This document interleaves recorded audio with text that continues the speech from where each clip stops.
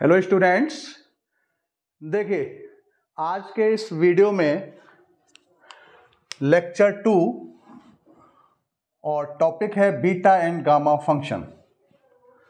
और आज इस वीडियो में मैं आपको बीटा फंक्शन की डेफिनेशन के बारे में समझाऊंगा। बीटा फंक्शन की डेफिनेशन क्या है, बीटा फंक्शन की डेफिनेशन क्या है उसके बारे में समझाऊंगा। और इस बीटा फंक्शन की डेफिनेशन से बीटा फंक्शन के अदर फॉर्म कैसे फाइंड होते हैं, जैसे कि अदर फॉर्म दे रखे हैं 1, 2 एंड 3, ये फॉर्म कैसे फाइंड होते हैं अदर फॉर्म्स इस ओरिजिनल डेफिनेशन से, उसके बारे में मैं इस वीडियो में आपको समझाने वाला हूँ।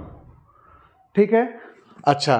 और इससे पहले ये लेक्चर 2 है और इससे पहले जो वीडियो गया है लेक्चर 1 कह सकते हैं, उसमें भी मैंने बीटा फंक्शन की डेफिनेशन उसमें भी समझाई है।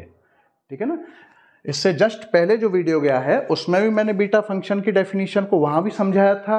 और इस सेकंड वीडियो में भी मैंने इस डेफिनेशन को फिर से लिखा है यहाँ पर। फिर से मैं इसको एक बार फिर से रिपीट करता हूँ जिससे कि आप बिल्कुल इसको क्लियर समझ लें। तो देखिए जरा क्या है बीटा फंक्शन की definition.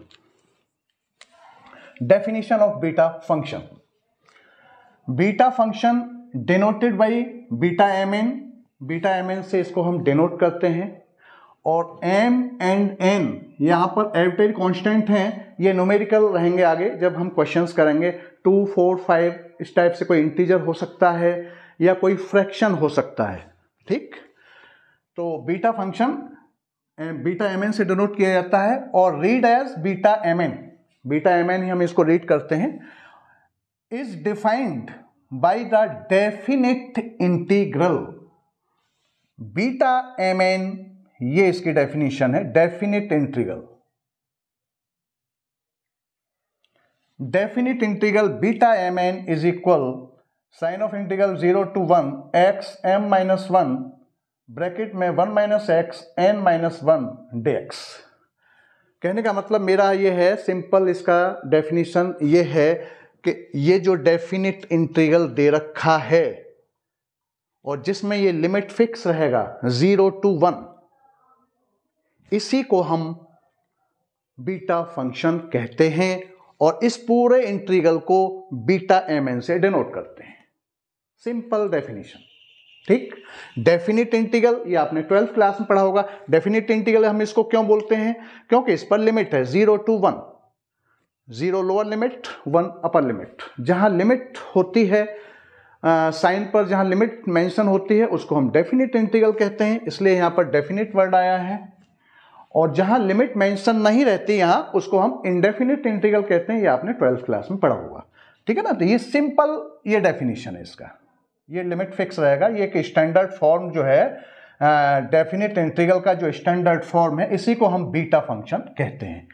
Where m and n are positive integer, m और n जो है वो पॉजिटिव इंटीजर रहेंगे। मे बी इंटीजर और फ्रैक्शन, मे बी इंटीजर्स और फ्रैक्शंस, फ्रैक्शन हो सकता है या इंटीजर हो सकता है m और n की वैल्यू। ठीक है, लेकिन कंडीशन क्या है कि m और n हमेशा पॉजिटिव रहना चाहिए, ये कंडीशन है इसमें। क्लियर, तो ये इसकी एक डेफिनेशन है। अच्छा, अब हम इसी से अदर फॉर्म ये फाइंड करेंगे। इस ओरिजिनल जो डेफिनेशन है, इसी डेफिनेशन से मैं ये other beta, some other forms of beta function, ये मैं अदर फॉर्म भी इसी से फाइंड करूंगा आपके सामने। देखिए जरा, तो हम इस डेफिनेशन से इनको फाइंड करेंगे। तो by definition of beta function, definition क्या है हमारा, इस ओरिजिनल डेफिनेशन को ही लिखेंगे। मैं पहले इस फॉर्म को निकालना चाह रहा हूं, beta mn is equal sign of integral 0 to infinite x to the power m - 1 upon में 1 + x m + n dx। Beta mn is equal ये फॉर्म भी होता है, बीटा mn इज इक्वल ये फॉर्म भी होता है, बीटा mn इज इक्वल ये फॉर्म भी होता है साइन कॉस के फॉर्म में। तो ये फॉर्म, अदर फॉर्म जो रहते हैं तो वहां ये लिमिट जो है ना वो चेंज हो सकती है। जैसे यहाँ 0 टू इन्फिनिट है, यहाँ 0 टू इन्फिनिट है, यहाँ 0 टू पाई बाई 2 है। अदर फॉर्म में लिमिट चेंज हो सकती है, लेकिन जो इसका ओरिजिनल जो डेफिनेशन है वहाँ लिमिट आपका 0 टू 1 ही रहेगा, ठीक। और ओरिजिनल डेफिनेशन से ही, इसी से हम इन फॉर्म को फाइंड करेंगे। तो देखिए जरा, तो by definition of beta function, तो बीटा फंक्शन की डेफिनेशन बीटा एम एन से हम इसको डिनोट करते हैं इस इंटीग्रल को। तो आपका क्या है, 0 to 1 x m minus 1 minus x n minus 1 और ये डी एक्स, ठीक है ना, by definition of beta function. उससे हम इसको फर्स्ट जो इसका जो फॉर्म है इसको मैं फाइंड कर रहा हूँ आपके सामने। तो देखिए यहाँ हम सबसे पहले सब्सटीट्यूशन करेंगे, ठीक है ना। तो यहाँ पहले आप पुट करेंगे x is equal 1 upon 1 plus y, या मैं इसे ये लिख सकता हूँ 1 प्लस वाई का पावर माइनस 1, ठीक। यही क्यों पुट किया, ऐसा ही सब्सटीट्यूशन क्यों किया, क्योंकि ये फॉर्म नजर आ रहा है मुझे 1 प्लस एक्स, इससे मैच करता हुआ ही पुट करना है, ये फिक्स है, ठीक है। और जब पुट किए करते हैं, ये आपने पढ़ा होगा 12th क्लास में कि जो सब्सटीट्यूशन होता है, जो पुट किया जाता है उसका डेरिवेटिव निकाला जाता है, डिफरेंशिएशन होगा। तो d x and d y is equal minus 1 plus y का पावर माइनस 2, ठीक, ये हो गया। और आपका ये इसको आगे ये लिख सकते हैं d x is equal minus 1 plus y minus 2 और ये डी वाई, ये इसका एक ये डेरिवेटिव निकला। और एक आपका ये है फॉर्म, ठीक है ना, इन दोनों से। अच्छा, अब यहाँ किसके रेस्पेक्ट में हो रहा है, एक्स के रेस्पेक्ट में हो रहा है, तो यहाँ लिमिट किसके अकॉर्डिंग होगी, एक्स के according. X is equal 0 to 1, ये लिमिट है यहाँ पर। हमें अब सब्सटीट्यूशन वाई वेरिएबल में चेंज करना है इसको, भाई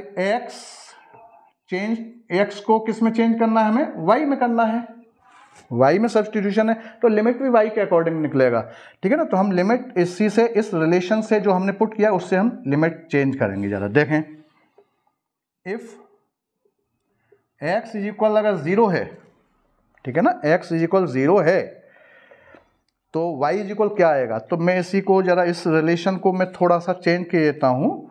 मैं इसमें 1 प्लस वाई और इज इक्वल 1 अपॉन में, और ये x इज इक्वल 0 रखना है यहाँ पर, तो 1 अपॉन में 0, ठीक है ना। x इज इक्वल 0 है, ठीक है ना, तो y की वैल्यू क्या आएगी, तो यहाँ पर 0 रखा तो ये आपका इन्फिनिट बन गया। तो 1 plus y is equal infinite, या y इज इक्वल आपका इन्फिनिट हो जाएगा। कहने का मतलब है कि इफ x इज इक्वल 0 होता है then y is equal infinite होता है, पहला रिलेशन।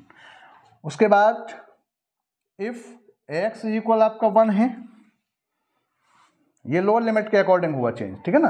और अगर 1 है तो 1 आप यहाँ पर रखिए, तो 1 plus y is equal 1 upon में 1, तो वाई इज इक्वल आपका 1 माइनस 1, तो वाई इज इक्वल आपका 0 हो गया। कहने का मतलब है कि इफ x इज इक्वल 1 है देन y इज इक्वल आपका 0 आ रहा है, ये आ गया, ठीक। तो ये लिमिट चेंज हो गई। अब आप ये जो रिलेशन है जो हमने ओरिजिनल डेफिनेशन ली है, इसी में लिमिट चेंज करिए और वेरिएबल चेंज करिए, सब्सटीट्यूशन यहाँ करिए जरा। तो मैं यहाँ इसको जरा, इसको ये क्लियर हो गया होगा, देख लीजिए पहले।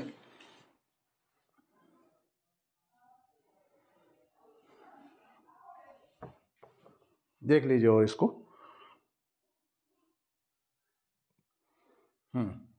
चलिए अब मैं यहाँ से इसको मिटाई देता हूँ, और अब आप जरा इसको यहाँ से इस फॉर्म को नंबर फर्स्ट डाल दो इसको। तो from first beta M N is equal, limit कैसे चेंज होगी, जब x इज इक्वल 0 है, x इज इक्वल 0 है तो y इज इक्वल क्या हो जाएगा, इन्फिनिट। तो ये आपका इन्फिनिट हो गया। और x is equal 1, x is equal 1 पर 0, ये आ गया। अच्छा, अब x की जगह पर हम क्या रखेंगे, ये जो x है, x की जगह पर ये पूरा सब्सटीट्यूशन, x इज इक्वल क्या आपका 1 अपॉन में 1 प्लस वाई, तो यहाँ रख दो ये इसको।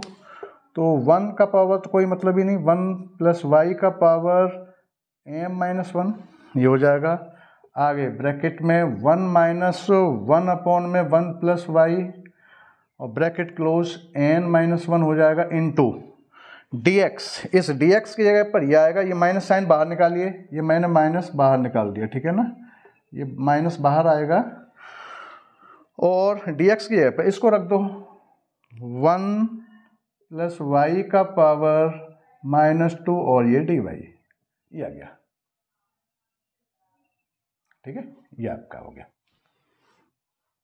क्लियर?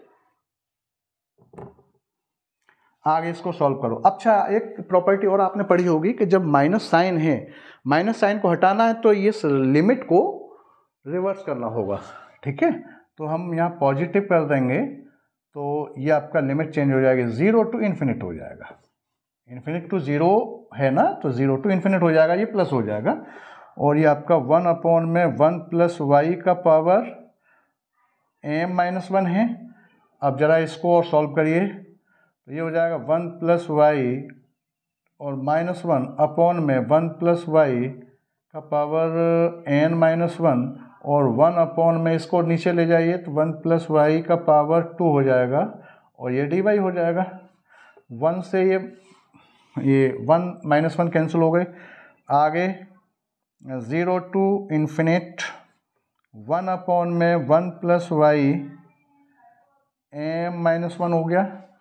अच्छा, अब ये y बचा, यहाँ y की पावर यहाँ क्या है n माइनस 1, इस n माइनस 1 इस पर भी जाएगा और इस पर भी जाएगा, तो ये आपका y का पावर n माइनस 1 और अपॉन में y का 1 प्लस वाई, सॉरी ये 1 प्लस वाई का पावर n माइनस 1, ये पावर दोनों जगह डिस्ट्रीब्यूट हो जाएगी अलग अलग और इंटू 1 अपॉन में 1 प्लस वाई का पावर 2 और ये dy, ऐसा लिखा जा सकता है, इसको देख लीजिए। क्लियर? नेक्स्ट,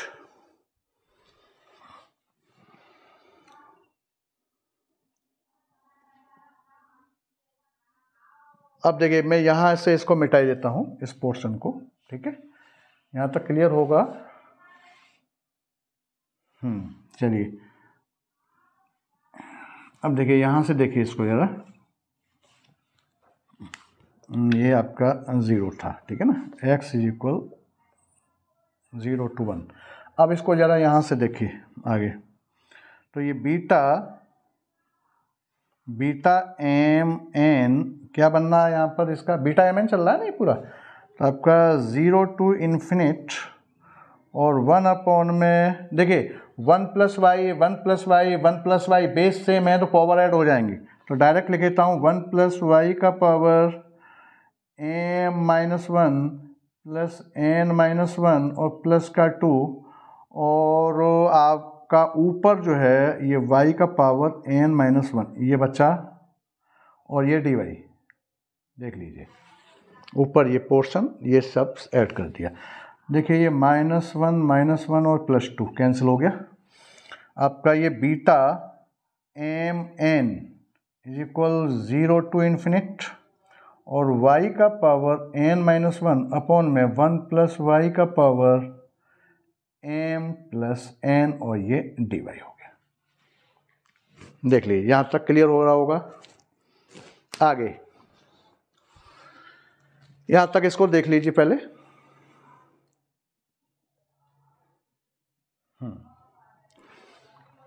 अच्छा, अब देखो मैं यहाँ से इसको मिटा देता हूँ।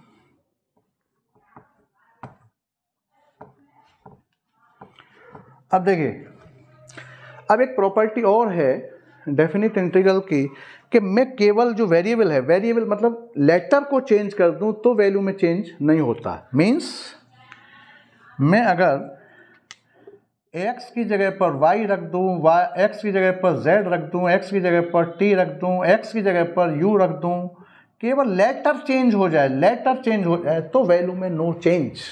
वही काम मैं यहाँ करूँगा। Beta M N is equal 0 to infinite और x अपॉन x की पावर n माइनस 1 अपॉन में 1 प्लस x का पावर m प्लस n और ये dx, इसको ये लिखा जा सकता है। जहां जहां y था, y 1 प्लस वाई dy, तो मैंने x चेंज कर दिया। x मतलब y की जगह पर, जो y था y की जगह पर हमने x रिप्लेस कर दिया, क्योंकि जनरली बुक्स में x में ही मेंशन कर रखा है, ठीक है ना। तो हमने x में चेंज कर दिया। t में होता तो t में चेंज करते, y में ही होता तो y में चेंज कर देते, तो उसमें कोई दिक्कत नहीं, ठीक। अच्छा, अब आप क्या देख रहे हैं यहां पर कि beta M N is equal 0 to infinite x to the power n minus 1 upon में 1 plus x m plus n dx।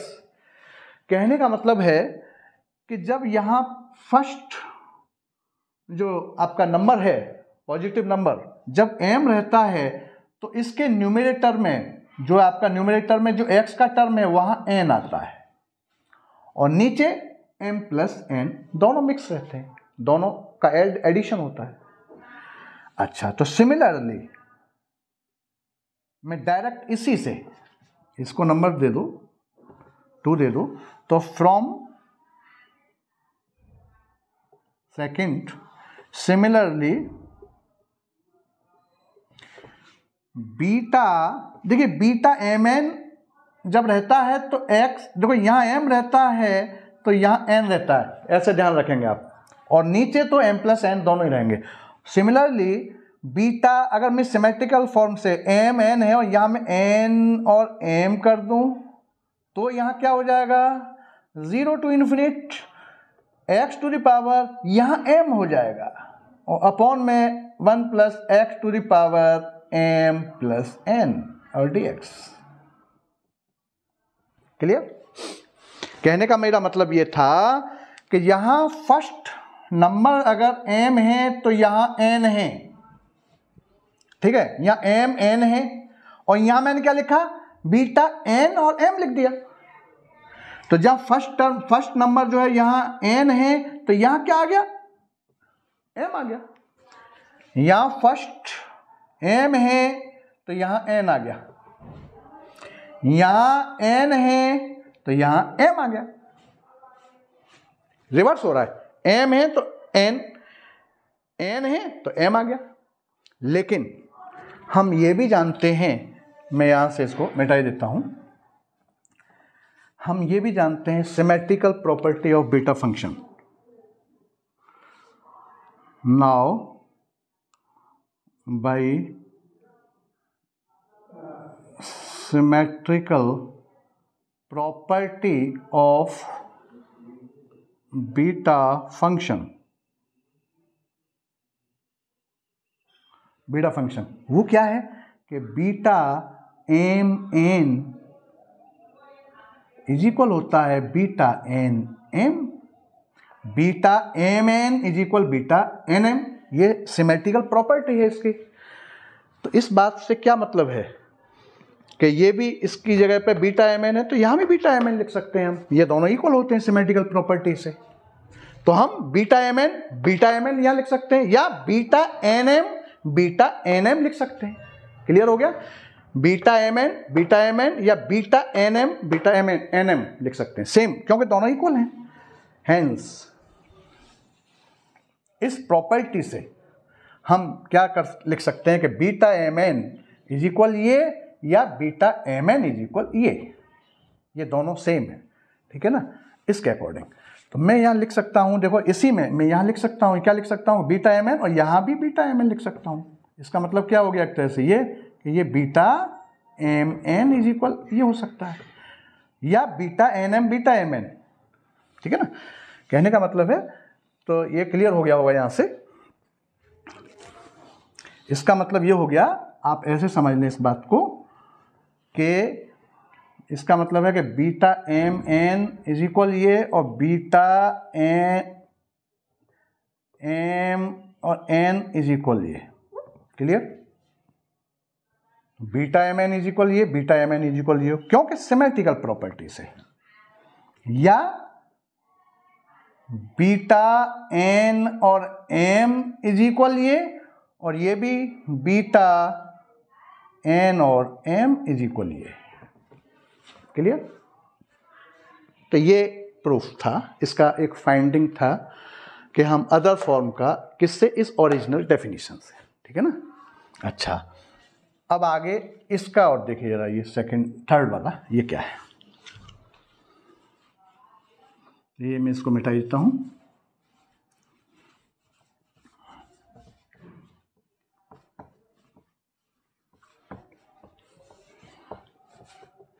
देखिए अब ये थर्ड वाला क्या है, ये फॉर्म क्या है, तो ये तो क्लियर हो गए दोनों, अभी मैंने निकाल दी। इसको हम लेके चले थे, इसी से ये भी निकल के आ गया, सिमेट्रिकल फॉर्म से, सिमेट्रिकल जो प्रॉपर्टी है उसी से beta M N is equal ये और beta M N is equal ये, यहाँ ठीक है ना, ये दोनों निकाल दिए। अब इसको जरा और देखिए साइन कॉस के फॉर्म में, तो ये भी एक सिंपल थर्ड वाले को, इस थर्ड को और देखिए, तो by definition of beta function, now फिर से, now definition of beta function क्या है, बीटा एम एन क्या होता है आपका 0 to 1, ओरिजिनल डेफिनेशन, इसी को लेंगे, ये भी प्रूफ इस ओरिजिनल डेफिनेशन से ही निकलेगा, ठीक है।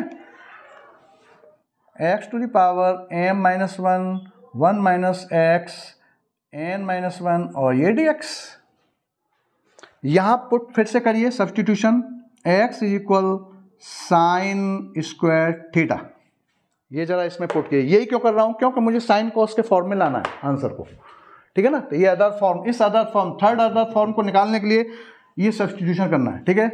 तो इसका हम differentiation dx and d theta is equal to sine theta और कॉस थीटा हो जाएगा इसका।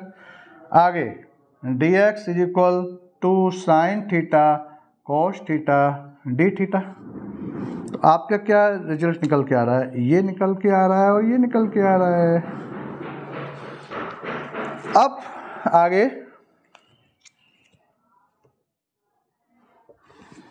इसी से डेफिनेशन से इसको फर्स्ट नंबर दे दो, from first beta M N is equal क्या हो जाएगा। अब इस लिमिट को हम चेंज कर सकते हैं, ये लिमिट x के रेस्पेक्ट में चल रहा है ना, तो x is equal 0 to x is equal 1, ये लिमिट है। अब हमें क्या थीटा में चेंज करना है ना, x को किस वेरिएबल में, थीटा में चेंज करना है, तो लिमिट थीटा के अकॉर्डिंग आएगा। तो हम इसी से लिमिट चेंज कर सकते हैं। जब मैं x इज इक्वल 0 रखूँगा तो थीटा इज इक्वल 0 आएगा, x इज इक्वल में 1 रखूँगा तो थीटा इज इक्वल π/2 आएगा।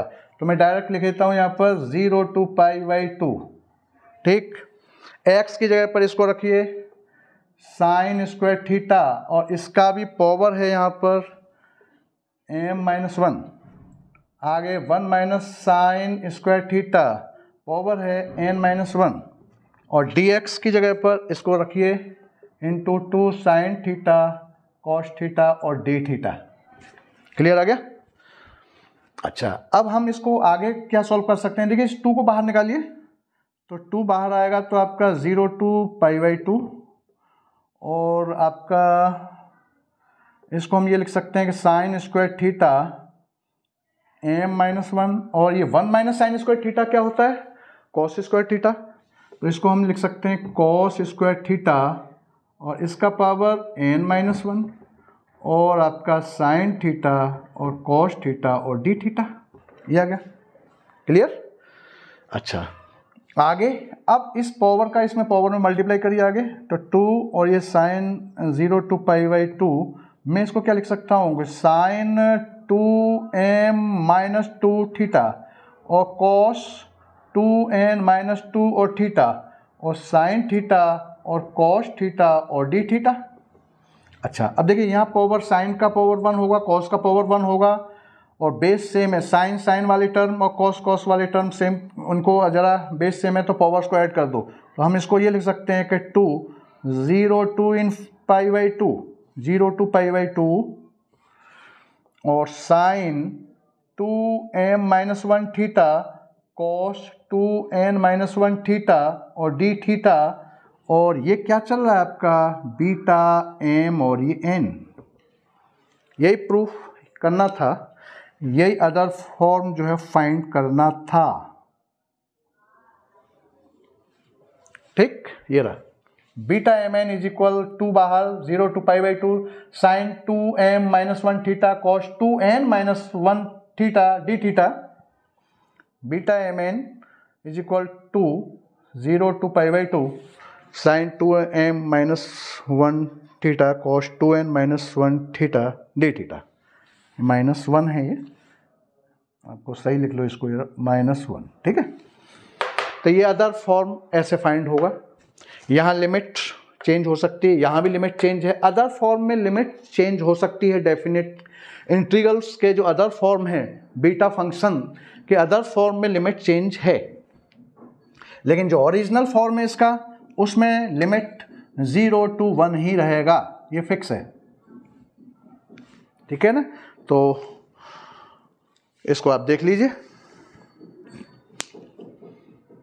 और मैंने आज इस वीडियो में केवल ये बीटा फंक्शन की डेफिनेशन और ये अदर फॉर्म ही समझाए हैं। गामा फंक्शन हम आगे नेक्स्ट वीडियोस में लेंगे। बीटा केवल अभी मैं बीटा फंक्शन की बात कर रहा हूँ, ठीक है। तो इसको आप और चेक कर लीजिए, देख लीजिए।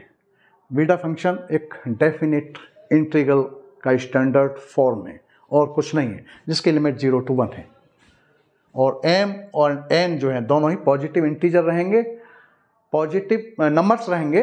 और पॉजिटिव नंबर्स इंटीजर्स हो सकते हैं या फ्रैक्शन हो सकते हैं, लेकिन कंडीशन ये है कि पॉजिटिव नंबर्स रहेंगे। इस बात का ध्यान रखना है, ठीक है। तो आज के लिए इस वीडियो में इतना ही। और ये वीडियो अगर आपको पसंद आया हो तो इसको लाइक करिए, शेयर करिए, सब्सक्राइब करिए और बेल आइकन बटन दबाना मत भूलिए। Thank you.